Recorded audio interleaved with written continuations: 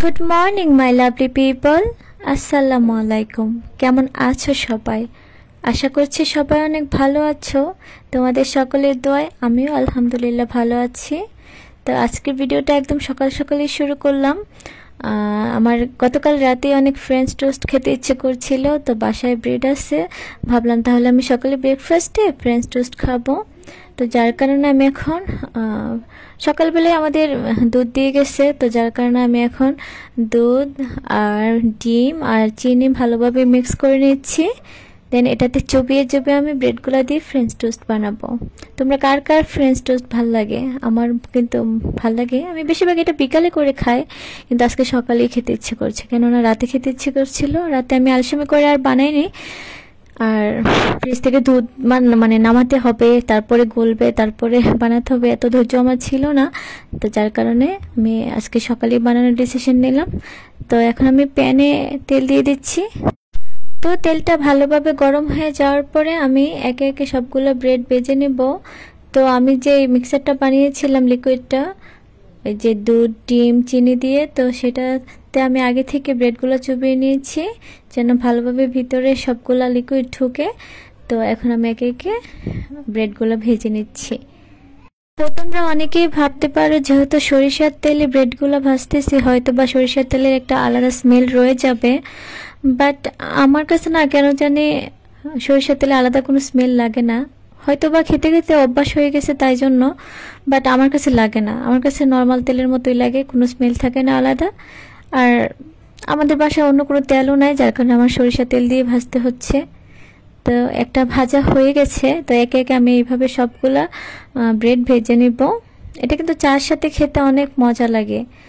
আমার মনে হয় যে এটা সবাই পছন্দ করে, বাচ্চা থেকে শুরু করে বড়রা সবাই খায়। বেশিরভাগ বাচ্চাদের টিফিনে কিন্তু এই ব্রেড ফ্রেঞ্চ টোস্টটা কিন্তু বেশিরভাগ মায়েরা দেয়। আমি জানি ছোটকালে আমার আম্মাও দিত। আর আমার মতে কিন্তু এটা একটা হেলদি ব্রেকফাস্টও, কেননা এটাতে ডিম থাকে, দুধ থাকে। চিনিটা হয়তো বা একটু খারাপ জিনিস, তাও তো চিনি বেশি পরিমাণে দেওয়া হয় না, জাস্ট হালকা একটু মিষ্টি লাগার জন্য। আর বাকি যেটা আছে ডিম দুধ, এটা কিন্তু অবশ্যই শরীরের জন্য অনেক ভালো। সো আমার মতে এটা একটা হেলদি ব্রেকফাস্ট, আর বেশি প্যারাও নাই, খুব তাড়াতাড়ি সেটা হয়ে যায়। তো এর আগেরটা বানানোর সময় হালকা একটু পুড়ে গিয়েছিল, মেবি তেল কম ছিল তাই জন্য, যার কারণে এখন প্যানে আর একটু তেল দেওয়া হচ্ছে। তো প্রত্যেকটা ব্রেড দেওয়ার আগে মেবি একটু একটু তেল দিতে হবে। তো এখন তেল দিয়ে এরপর এটা ভেজে নিচ্ছি। আর ভাজার পর যে কালারটা আসে না, এটা কিন্তু অনেক সুন্দর, তাই না? অনেক সুন্দর লাগে কালারটা দেখতে। আর ডিমের জন্য কিছুটা হলুদ হয়েছে, আর তাছাড়া সরিষার তেলটার জন্য আর একটু বেশি হলুদ হলুদ দেখা যাচ্ছে। তো একে একে সবগুলো ভাজতে থাকি। প্রথমে ইচ্ছা ছিল বেশি ভাজবো না, কিন্তু পরে দেখা গেল যে মিক্স করা লিকুইডটা অনেক বেশি হয়ে গেছে, তো যার কারণে এখন অনেকগুলোই ভাজতে হচ্ছে। আর এগুলো কিন্তু পরে ঠান্ডা হলে আর ভাল লাগে না। তো যাই হোক, কিছু করার নাই, এখন অনেকগুলোই ভাজতে হবে। তো একে একে আমি সবগুলোই ভেজে নিচ্ছি। একটু টাইম লাগছে, বাট সমস্যা নেই, ভাজা হলে খাওয়া হবে, এটা আমি জানি। যদিও আমি একটু ফুরি, আমার খেতে খুব ভালো লাগে, তারপরে কেন যেন আমার সকালের খাবারটা খেতে ভালো লাগে না, কারণ সকালে ঘুম থেকে ওঠার পর একটু আলসেমি লাগে, আমার খাইতে একদম ইচ্ছা করে না। কিন্তু তারপরেও কিছু করার নাই, সকালের খাবারটাই টাইমলি খেতে হয়, কেননা সকালের খাবার শেষে কিন্তু মানুষ অনেক পরিশ্রম করে সারাদিন। আর ডাক্তাররাও কিন্তু বলে যে সকালের খাবারটা মোস্ট ইম্পর্টেন্ট, সকালে সবকিছুই থাকা দরকার নাস্তার প্লেটে। তো এদিকে সবগুলো ব্রেড ভাজা শেষ, আমরা সবাই একসাথে নাস্তা করে নিচ্ছি। তো আজকে সাথে ছিল চা, আর গতকালকে আমার আম্মু সেমাই রান্না করছিল, তো সেমাই আসছে, তো আমরা এখন সেমাই চা ব্রেড দিয়ে সকালের নাস্তাটা শেষ করে নিচ্ছি।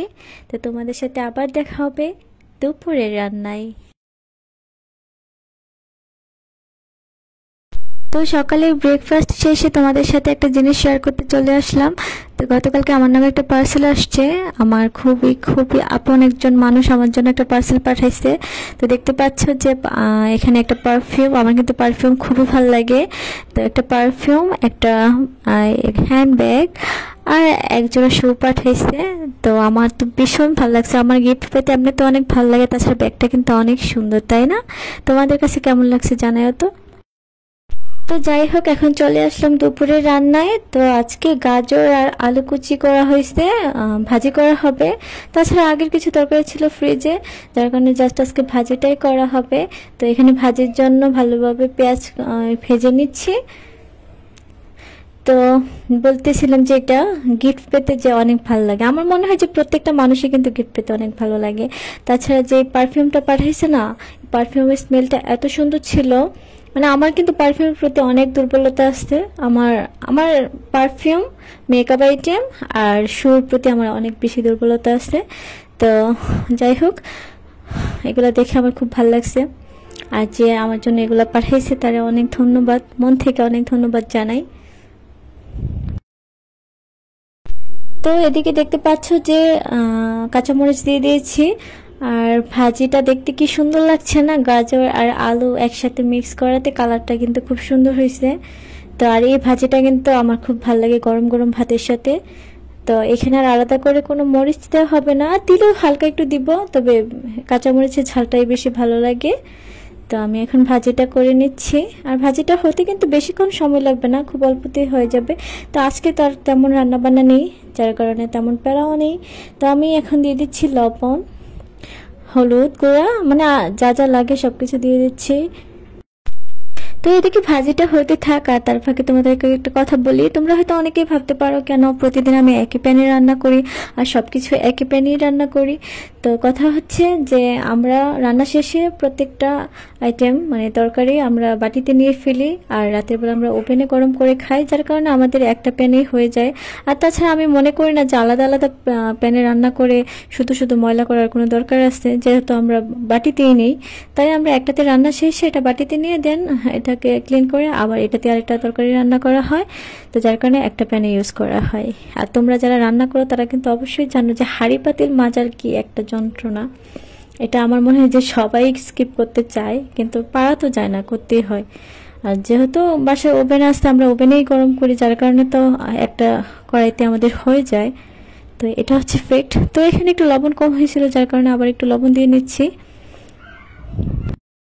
তো এদিকে প্রায় ভাজিটা শেষ। তো আজকে আর ভিডিওটা বাড়াবো না, তাছাড়া বিকেলে আমার একটু কাজ আছে। তো তোমরা সবাই ভালো থেকো, আল্লাহ।